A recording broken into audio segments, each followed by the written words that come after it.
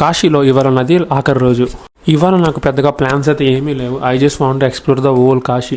నాకు ఇవాళ నైట్కి ట్రైన్ ఉంది. సో ఆ ట్రైన్ టైం ముందు నేను ఎంతవరకు వీలైతే అంతవరకు తిరగదామని అనుకుంటున్నాను.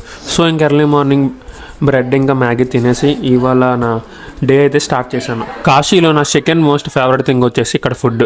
మీరు ఎక్కడ చిన్న షాప్ అయినా పెద్ద హోటల్ అయినా ఎక్కడ మీరు ఏం ఫుడ్ తిన్నా ఆ టేస్ట్ అయితే మొత్తం చాలా బాగుంటుంది.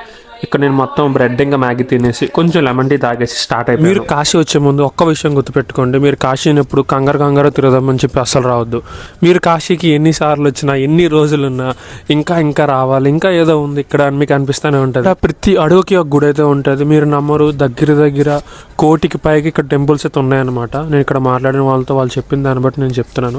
1,000,000 పైకి మీ బొటన వేలంటే సైజు నుంచి మీ కన్నా ఎత్తున్న లింగాల వరకు ఇక్కడ అన్ని ప్రత్యక్షమై ఉంటాయి. అండ్ ట్రస్ట్ మీ, అవి చూస్తానే మీకు కొన్ని నెలలు నిండైపోద్ది కానీ ఆ లింగాలు మాత్రం పూర్తవు. అన్నీ ఉన్నాయి ఇక్కడ కాశీలో. సో ఇంకా లాస్ట్ రోజు నేను ఏ పర్టికులర్ ప్లేస్ అని పెట్టుకోకుండా నేను ఘాట్స్ అన్నీ ఒకటి దాటుకుంటూ వెళ్ళి ఎంతవరకు వీలైతే అంతవరకు నడుస్తూ వెళ్ళిపోయాను. ఎక్స్పీరియన్స్ అయితే మొత్తం నేను చెప్పేది చాలా బాగుంది. నేను ఎప్పుడు చూడని విషయాలు చూశాను, నేను ఎప్పుడు కలవని మనుషుల్ని కలిశాను ఈ ట్రిప్ మొత్తంలో. ఇది నా లైఫ్ టైం మర్చిపోలేని ఎక్స్పీరియన్స్ అనే చెప్తా కాశీ. మీరు కానీ కాశీ రావాలనుకుంటే ఎంత వీలైతే అంత త్వరగా రండి. కొన్ని రోజులు మీకున్న కష్టాలు బాధలు ఏవైనా సరే మర్చిపోయి ప్రశాంతంగా అన్నిటికీ దూరంగా ఉండొచ్చు. అండ్ దీంతో నా కాశీ ట్రిప్ మొత్తాన్ని కంప్లీట్ అయింది. అండ్ ఇది అవ్వగానే నేను ఇప్పుడు నెక్స్ట్ వెళ్తుంది వచ్చేసి రాయ్పూర్. ఇంకా నుంచి మీరు నా వ్లాగ్స్ రాయ్పూర్లో చూస్తారు. And thanks for watching. And నేను నా కాశీ ట్రిప్ని జస్ట్ 10,000లో ఎలా కంప్లీట్ చేశానో మీకు నెక్స్ట్ 2-3 డేస్లో ప్రాపర్ వీడియో చేసి పెడతా.